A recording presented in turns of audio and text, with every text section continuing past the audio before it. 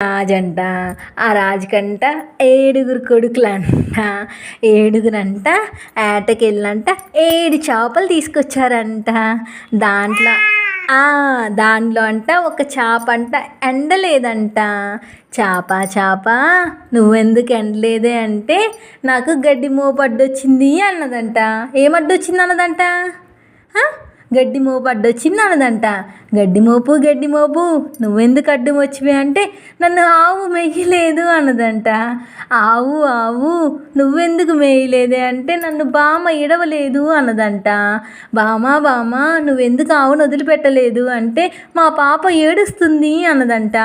పాప నువ్వెందుకు ఏడుస్తున్నావే అంటే నాకు చీమ కుట్టింది అన్నదంట.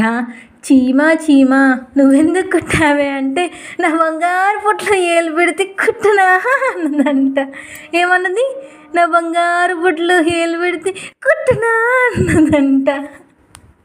నచ్చిందా నచ్చలేదా? బాగుందా? స్టోరీ బాగుందా?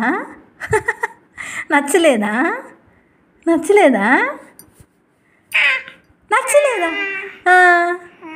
వేరే స్టోరీ చెప్పానా?